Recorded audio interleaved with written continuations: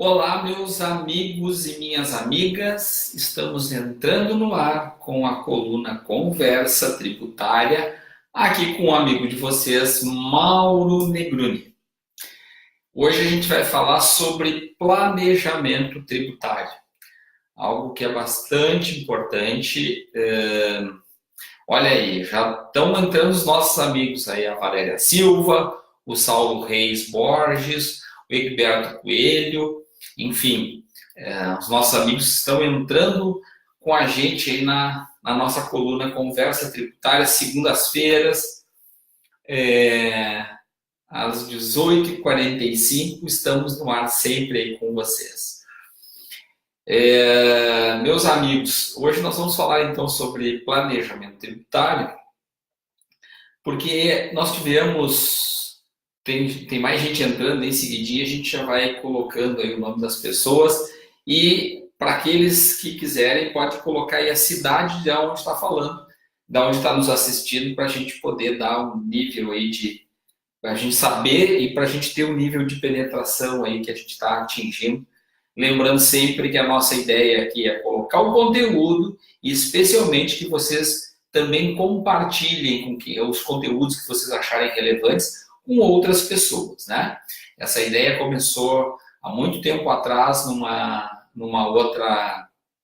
outro canal, onde a gente fazia todas as segundas-feiras, às 18h45, colunas como essa, e a gente seguiu este caminho aí fazendo esse trabalho de divulgação e de informações que a gente pode compartilhar com vocês.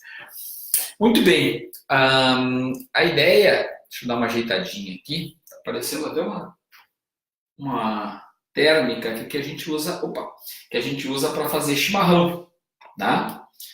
E também aqui, não está aparecendo, mas vou mostrar para vocês, hoje eu não fiz o chimarrão, mas está aqui também a cuia para fazer chimarrão. Guilherme Parreira está com a gente aí, o Giliandre Damo também está com a gente. Bom, até porque nós entramos um pouquinho atrasado, então acho que é interessante a gente já partir. Olha aí, o Giliandre é o delegado do CRC em Frederico Westphalen, né, no norte do Rio Grande do Sul. Sei onde é que fica o Frederico Westphalen, sim. Tá? Muito bem-vindo, Giliandre. Muito bom contar com o pessoal do CRC, uma organização que nós temos estreita relação. Esse ano não dei nenhuma palestra pelo CRC, que eu me lembro, não dei nenhuma palestra pelo CRC ainda. Mas o ano passado a gente teve uma agenda recheada aí nos seminários que a gente estava fazendo no interior do Rio Grande do Sul e numa parceria muito legal com o CRC-RS, e também já tive, né, por conta de compromissos em outros estados, CRC de Sergipe, já tive em outras, ou de Goiânia, de Brasília, enfim, já tive Rio de Janeiro, São Paulo, já tivemos várias oportunidades aí de fazer lançamento de livro e também fazer algumas palestras. Muito bem. Meus amigos, então hoje a gente vai falar sobre planejamento tributário, por quê? Porque nós tivemos ontem, deixa eu só pegar aqui uma colinha, né? Nós tivemos um julgamento muito interessante no CARF, que foi o acórdão 16.095, que foi... Depois eu até passo para vocês aqui, eu boto o link com a notícia completa, mas nós tivemos uma decisão muito interessante no CARF, que foi a de reconhecer o planejamento tributário abusivo no caso de empresas que são administradas em conjunto, não é? Então, empresas que têm interesses comuns, ou que têm sócios em comuns, ou que têm essa tipificação. Até deixa eu ver aqui na notícia para não dizer algo que não seja verdade, né?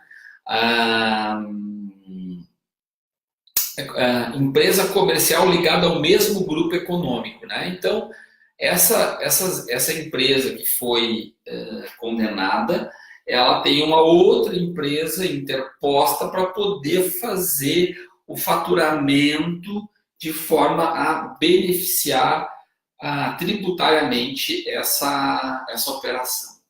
Me lembrei, e não estou dizendo que é o mesmo caso, já bem registrado aqui para depois não ter problema de interpretação, não ter problema jurídico, mas assim, me lembrei, ainda que não seja o mesmo caso, não é o mesmo caso,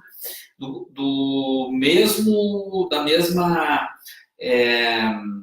denúncia que fez a Receita Federal em relação à Vale, né? Em relação à Vale sobre uma suposta, olha bem o termo que eu estou usando, uma suposta operação em que havia uma triangulação simulada, né? Acho que é esse o termo, uma triangulação simulada, onde a mercadoria sequer passava por um determinado porto e depois nem passava e depois seguia para o destino final. E o destino final é um outro local que não é aquele que teria tributação normal e sim um que teria tributação privilegiada.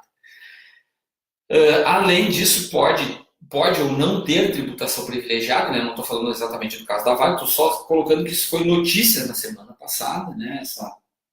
Essa investigação da Receita Federal.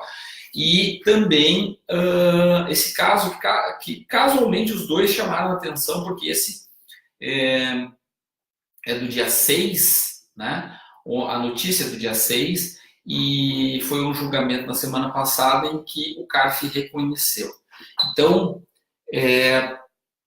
caímos de novo naquela situação em que muitas empresas acabam por fazer o planejamento chamado planejamento tributário abusivo. Em alguns casos, por exemplo, como alguns exportadores acabam fazendo, né? Eles têm aqui a operação no Brasil. Como se sabe, no Brasil, quando tu remete para o exterior, este cara aqui no exterior, lá num país X qualquer, ele é benéfico, como é exportação, ele vai gozar de toda a isenção da tributação pela lei Candir, né? Então aqui eu vou ter a lei Candir, e a lei Candir diz que eu vou ter tributos zerados, eu não vou exportar tributos. Muito bem, então eu vou fazer essa operação, e a partir daqui essa mercadoria está no exterior, e aí sim eu posso mandar para o destinatário final. Tá? Por que se faz isso? Porque se eu fizer direto daqui para cá, se esse país aqui é um país que goza de benefício fiscal, já é um problema. Segundo, é muito complicado ter uma sucursal em C. Então, mas ele tem uma sucursal em B. Então, o que ele pode fazer? Faz uma operação triangulada, né? Fatura para B e despacha para C. Né? Como se fosse uma venda-ordem, que dentro do território nacional é regular e tudo tranquilo. Mas quando a gente tem um tipo de operação planejada com o único intuito de redução de tributos, aí que nós começamos a ter a questão do tributamento supresso ou numa operação simulada. Olha o que diz o CARF nessa situação do julgamento. Isso é uma notícia, tá? Então, constitui planejamento tributário abusivo ilegal operações com a inclusão de pessoa jurídica para subfaturar os preços de venda, o entendimento para subfaturar os preços de venda. O entendimento foi fixado por unanimidade na primeira turma ordinária da segunda Câmara da terceira sessão do Conselho de Recursos Fiscais, o CARF. Tá? Então, estão caracterizados a simulação, o subfaturamento do planejamento tributário em questão, uma vez que teria havido a indevida introdução de pessoa jurídica na condição de comercial atacadista exclusivamente responsável por vender aos consumidores os produtos adquiridos do fabricante vendedor, gerando redução de receita bruta industrial. No fundo, nós estamos falando de tributação de PIS e COFINS quando Se coloca uma pessoa no meio, que é aqui vamos apagar para não dar confusão, para eu também um apagador aqui, né? Então, voltando ao caso, então está tudo dentro do Brasil, né? Porque eu poderia ter. Então, eu faço na verdade, esta operação aqui, faturo para B com um valor menor. Então, aqui eu vou ter um preço que é X reais menor, sei lá, X%, Y%, 20%, por exemplo, menor, porque aí eu vou ter uma incidência menor de tributação, vou ter créditos garantidos e vou ter uma tributação menor, repasso para o atacadista que compra e vende todos os produtos para poder vender ao consumidor final. Então, esse aqui gera crédito menor, tem a margem menor e, portanto, o planejamento inclui B, que é uma empresa própria de A, só para fazer esse tipo de tributação. Lembrando que o problema não é eu criar uma empresa que é um comercial atacadista da minha indústria. Isso não é um problema. O problema é que hoje, e aí que eu quero chegar, Vanessa Casagrande, que entrou com a gente agora, o Plínio Arruda e o querido Joaquim Souza, meu ex-aluno lá do La Salle Canoas, que não é um problema eu ter uma comercial atacadista que vende os produtos de A. A questão não é essa. A questão é que, para os outros, eu vendo a um preço X. E para C, eu vendo a um X menos Y%. Ou seja, quando eu vendo para este cara aqui, eu faço uma operação em que eu controlo onde eu quero tributar, aonde eu quero reconhecer a receita. E crio essa empresa exclusivamente para fazer isso. Aí é que gera o problema, porque causa a simulação da operação. Então, quando alguém diz assim, mas olha só, ele é pessoa, eu criei essa empresa para fazer isso, para fazer aquilo, a gente sempre tem aquela pulga atrás da orelha. Se efetivamente aquele negócio foi feito e ele atende os princípios todos do comércio, ou da indústria, ou da operação, e está na cadeia, efetivamente, ou se é uma empresa criada para gerar uma situação de tributação favorável.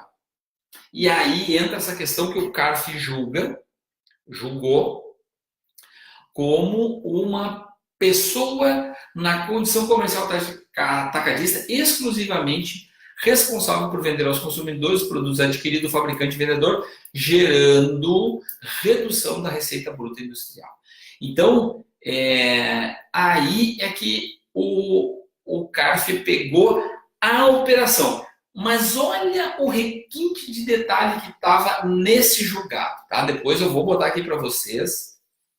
Vou até já recortar para não esquecer, para colocar para vocês. É uma notícia do... Eu vou botar aqui, eu recebi de várias, mas eu vou botar do Conjur, porque eu acho que do Conjur é uma revista que muitos já conhecem, né? Então, vou botar aqui para vocês. Ó. Então, já está aí lá do blog e a notícia do Conjur, tá bem?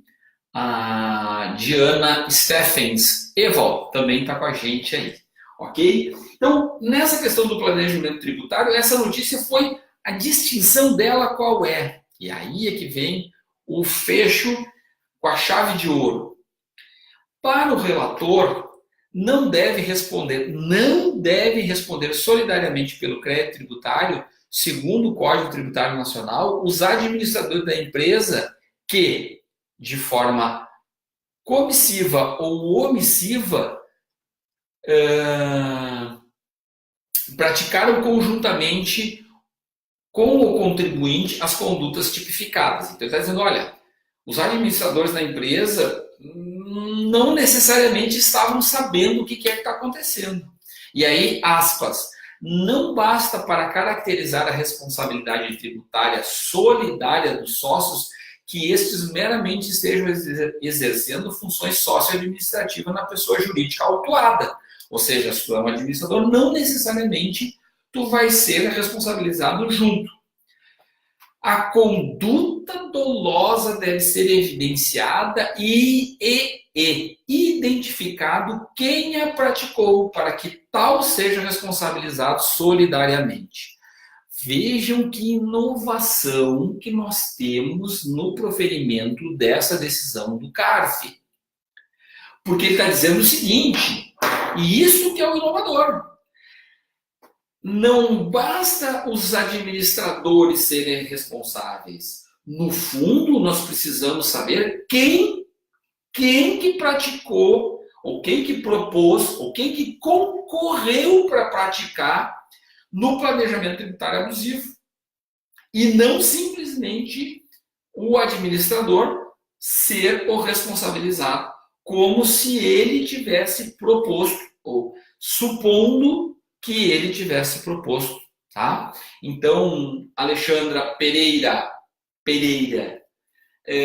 que entrou conosco agora aí também, né?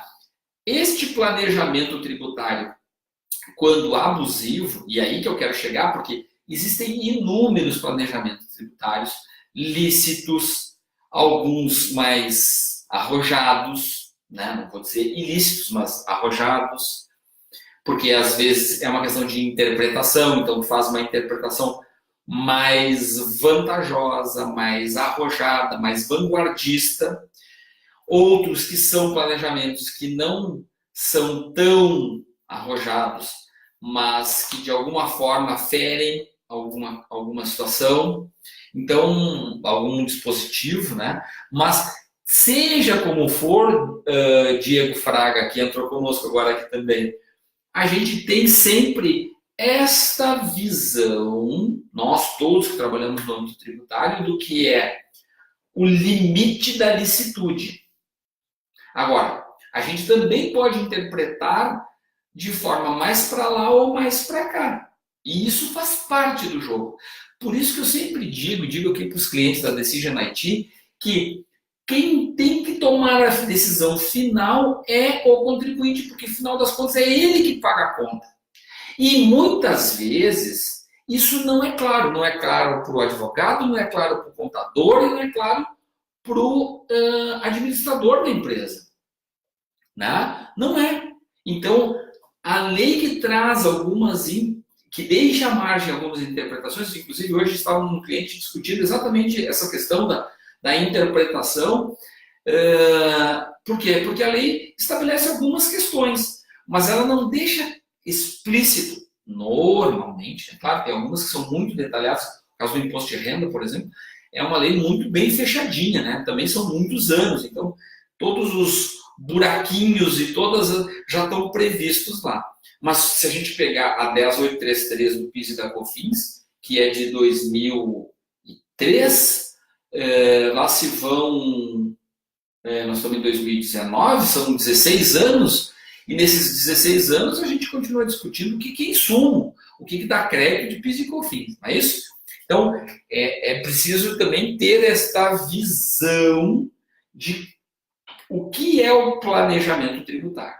Bom, dentro dessa questão do planejamento tributário, como eu disse, tem questões mais vanguardistas, tem mais arrojo, como a gente diz vulgarmente por aí, mais apetite pelo risco, então faz algumas operações e faz um planejamento tributário mais arrojado.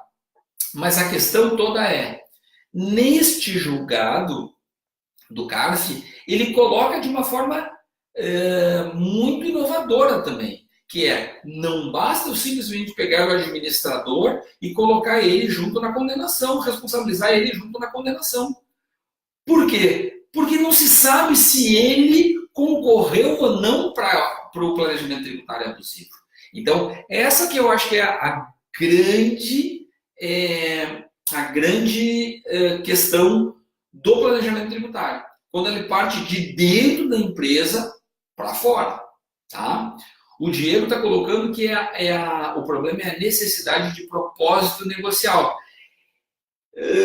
Concordo e ao mesmo tempo discordo contigo, Diego. Mas, o que é sempre bom, né? Porque a gente está aqui não é para ser um monólogo, é exatamente por isso que a gente faz ao vivo, que é para a gente poder ter essa interação. O diálogo é que torna a coluna mais interessante. Pena que só eu falo, né? Vocês escrevem e só eu falo, mas eu quero que dá voz para todo mundo, né?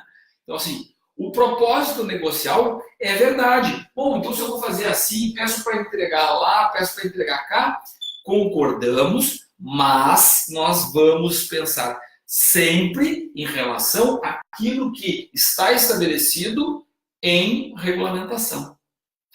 Essa que é a questão. Então, quando a gente faz um subfaturamento, porque eu não quero, porque para os outros eu vendo a X e para o meu eu vendo a X menos alguma coisa, porque eu quero que o lucro, que o resultado, né? O lucro é forte, mas o resultado, e especialmente do tributário, fique numa empresa ou na outra, opa, eu estou caracterizando, mas por que eu vendo o mesmo material pro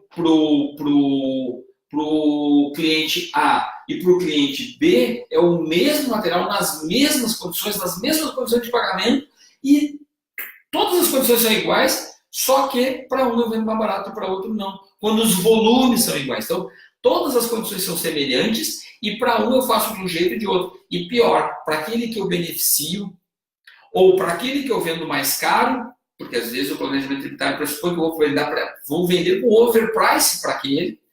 Então, para quê? Para deixar o lucro lá e não cá, coisas desse tipo.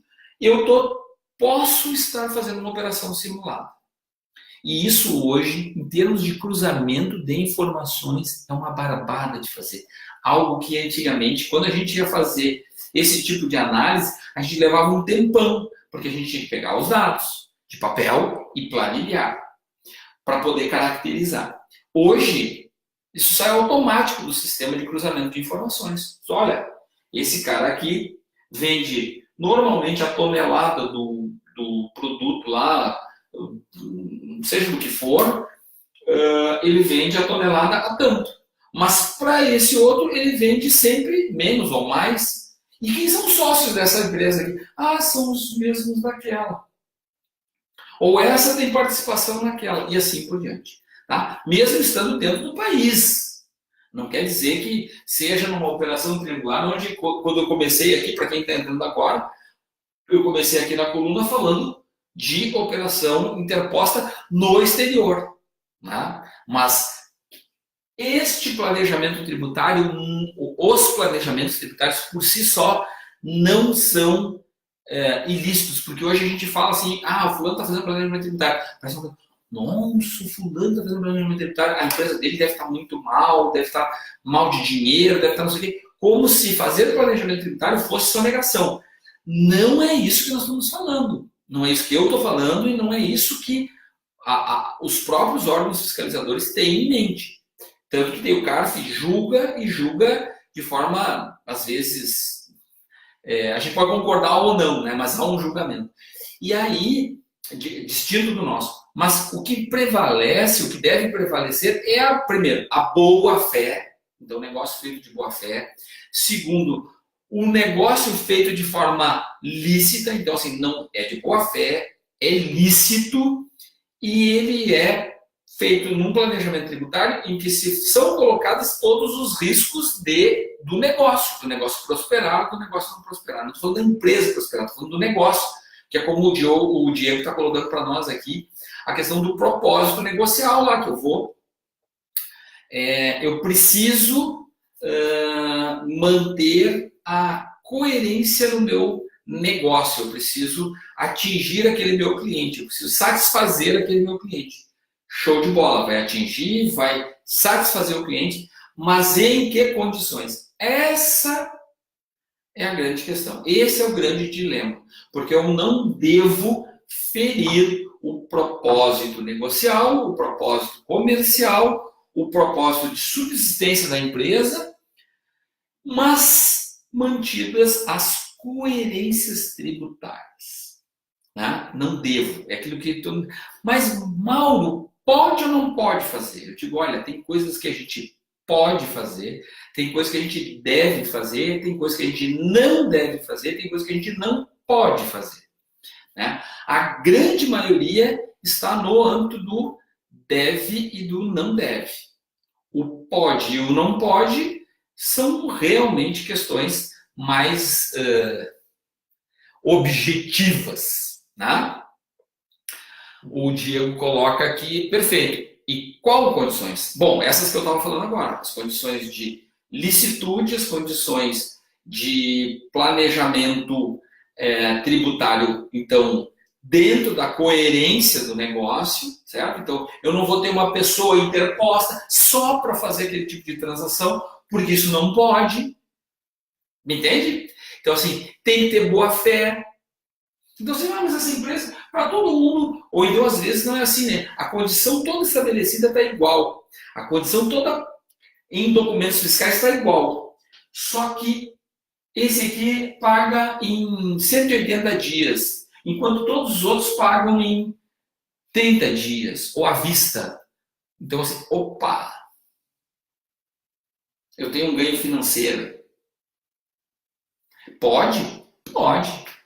De novo, volta a questão toda, mas tem elisão fiscal?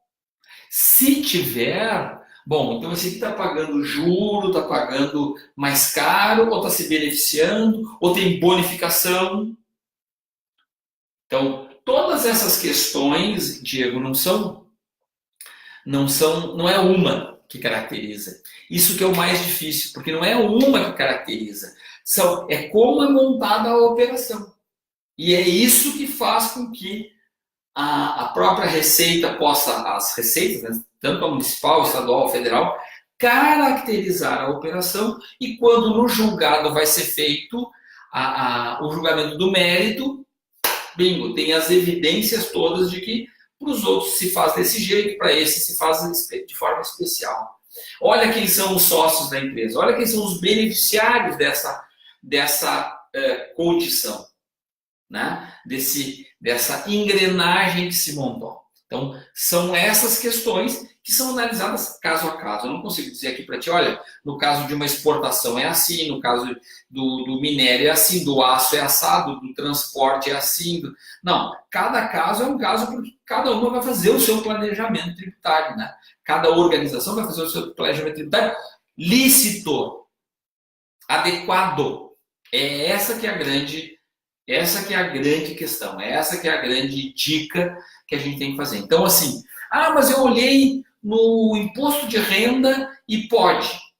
Olha no CTN, olha na 10833, olha nas demais correlações de reconhecimento de receita, de resultado, de incidência. Não façam por um único olhar. É complicado fazer isso. Mas é a lei que... Claro, eventualmente é uma coisa muito objetiva, como é o caso do IPI, por exemplo. Poxa, o IPI é muito restrito, está lá, no regulamento do IPI e acabou. Né? Então, na maioria dos casos, se resolve assim. Mas quando a gente vai pegar emprestado alguns conceitos de outras leis para trazer para dentro, para justificar o nosso planejamento tributário, a gente precisa tomar esse cuidado em dobro, em triplo, porque, de novo, quem decide é quem vai pagar o cheque. E quem é que vai pagar o cheque? A companhia. E é por isso que é ela que precisa ter a decisão. E eu concordo, só dando um pitaco aqui da minha opinião, que não sou advogado, concordo com o julgado do CARF, quando ele diz que os administradores, por serem administradores, não vão ser condenados juntos, né? Junto com o autuado, que é o contribuinte. Por quê? Porque não necessariamente o administrador, dependendo do tamanho da empresa, sabe desse planejamento que fora feito de forma abusiva. Não necessariamente. Né? Então não pode ser uma coisa automática, e sim de quem propôs, né? Às vezes é até um terceiro que propôs aquele tipo de planejamento de forma abusiva. Né? Muitas vezes até ciente de que é abusivo. Tá? Não estou aqui fazendo nenhuma apologia ao grande trabalho que fazem os advogados tributaristas e também os auditores das administrações tributárias do país. Só estou dizendo que este conflito entre encontrar o meio do caminho é que é o mais importante quando a gente está falando em pensar a salvaguarda do planejamento tributário, da salvaguarda da operação que a empresa está fazendo, né? Para que mantenha a licitude e a lisura, a transparência das suas operações. Ok, meus amigos? Bom, muito obrigado pelo carinho de vocês estarem comigo. Um prazer muito grande nessa segunda-feira, dia 8 de abril de 2019, entrarmos no ar às 18h45 aqui e lembrarmos para todos que dia 17 de abril, na próxima quarta-feira, na próxima, né? Não depois de amanhã, dia 10, no dia 17 de abril, teremos em Porto Alegre o Conexão 2019. Tá? A quarta edição do Conexão SPED, no Teatro CIE, em Porto Alegre. Todos são bem-vindos, é um dia inteiro, Receita Federal já está confirmada, Receita estadual também, teremos um representante de uma das receitas estaduais, vários advogados tributaristas discutindo SPED, vários especialistas, nós vamos ter Jorge Campos, nós vamos ter Edgar Madruga, a professora Cláudia Marchetti, a professora Ana Paula, nós vamos ter o coordenador, o supervisor nacional do SPED, o Ederlei Majolo, vamos ter a professora Zenaide, especialista em E-Social, o José Alberto Maia, representante do Ministério da Economia no projeto, né, o representante da CIT, da Secretaria de Inspeção do Trabalho. Vamos ter Aldemir Melo, representante da Receita Federal no projeto E-Social.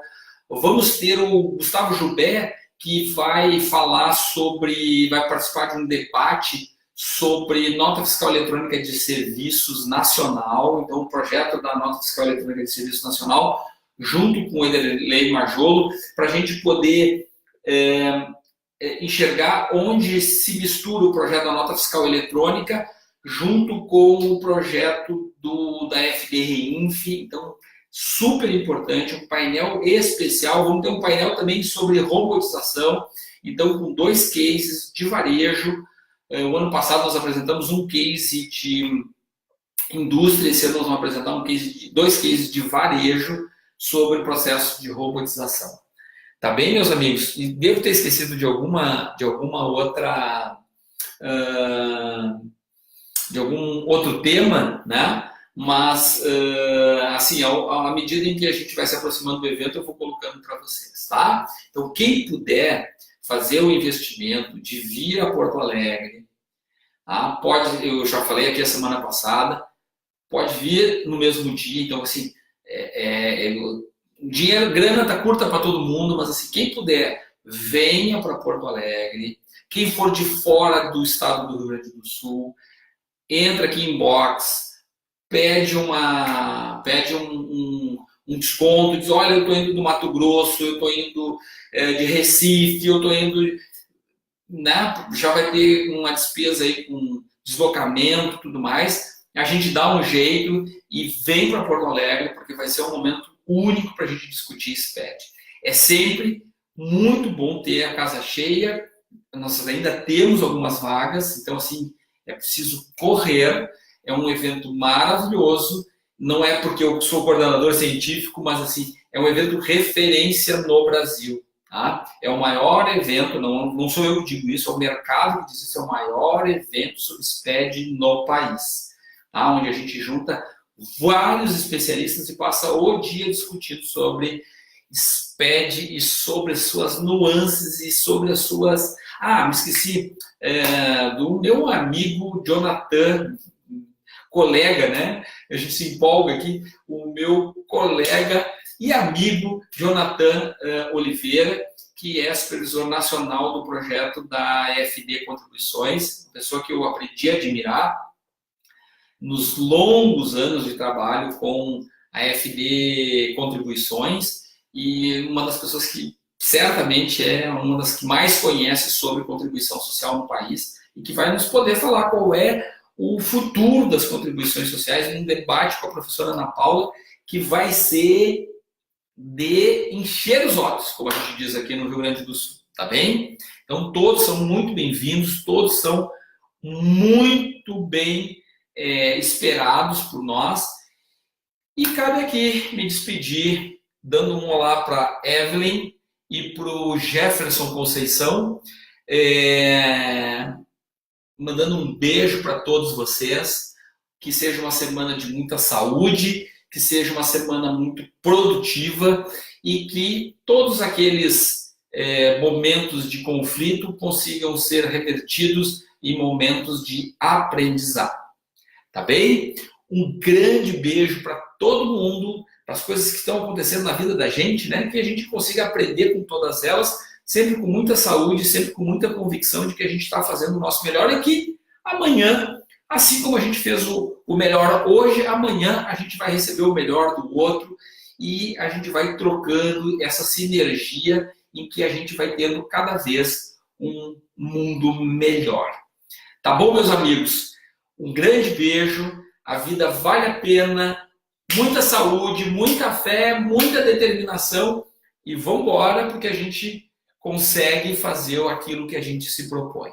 Tá bom? Um beijão para vocês e muito obrigado pela grande audiência que a gente tem alcançado.